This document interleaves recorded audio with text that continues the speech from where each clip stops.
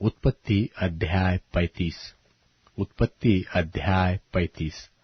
तब परमेश्वर ने याकूब से कहा, यहाँ से कूच करके बेतेल को जा और वहीं रहे, और वहां परमेश्वर के लिए वेदी बना, जिसने तुझे उस समय दर्शन दिया जब तू अपने भाई एसाव के डर से भाग जाता था। तब याकूब ने अपने घराने से और उन सब में से भी जो उसके संग थे कहा, तुम्हारे बीच में जो पराये देवता है उन्हें निकाल फेंको और अपने अपने को शुद्ध करो और अपने वस्त्र बदल डालो, और आओ हम यहाँ से कूच करके बेतेल को जाए। वहां मैं परमेश्वर के लिए एक वेदी बनाऊंगा, जिसने संकट के दिन मेरी सुन ली थी, और जिस मार्ग से मैं चलता था उसमें मेरे संग रहा। सो जितने पराये देवता उनके पास थे और जितने कुंडल उनके कानों में थे, उन सबों को उन्होंने याकूब को दे दिया, और उसने उनको उस सिंदूर वृक्ष के नीचे जो शकेम के पास है गाड़ दिया।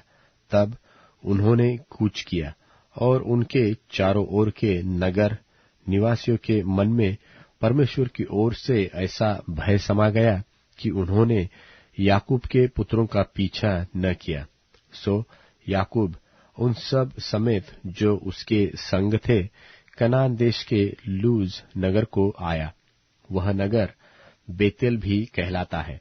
वहां उसने एक वेदी बनाई और उस स्थान का नाम एल बेतेल रखा, क्योंकि जब वह अपने भाई के डर से भागा जाता था तब परमेश्वर उस पर वही प्रकट हुआ था।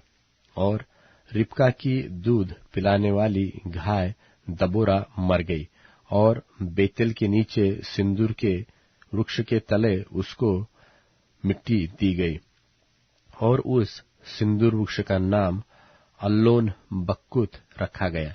फिर याकूब के पद्दनराम से आने के पश्चात परमेश्वर ने दूसरी बार उसको दर्शन देकर आशीष दी, और परमेश्वर ने उससे कहा, अब तक तो तेरा नाम याकूब रहा है, पर आगे को तेरा नाम याकूब न रहेगा, तू इस्राएल कहलाएगा।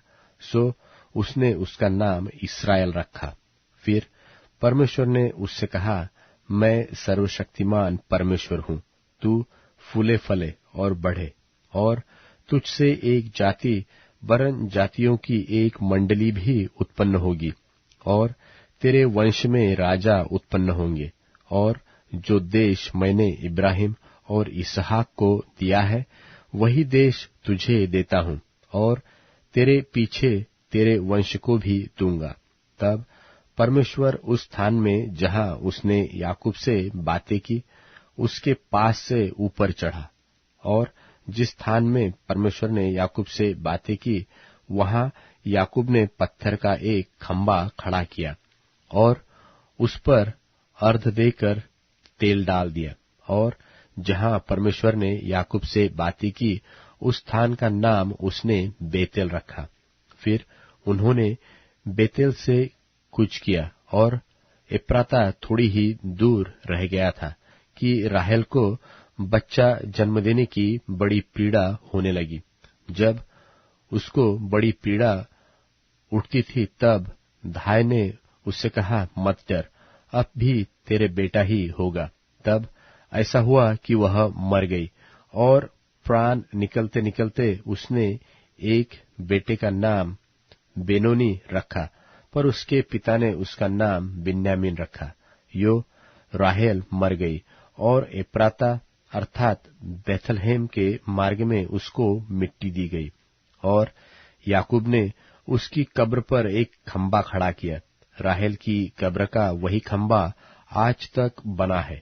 फिर इस्राएल ने कूच किया, और एदेर नाम गुम्मट के आगे बढ़कर अपना तंबू खड़ा किया। जब इस्राएल उस देश में बसा था, तब एक दिन ऐसा हुआ कि रूबेन ने जाकर अपने पिता की रखीली बिल्हा के साथ कुकर्म किया, और यह बात इस्राएल को मालूम हो गई।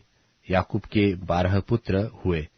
उनमें से लिया के पुत्र ये थे, अर्थात याकूब का जेठा रूबेन, फिर शिमोन, लेवी, यहूदा, इस्साकार और जबूलून।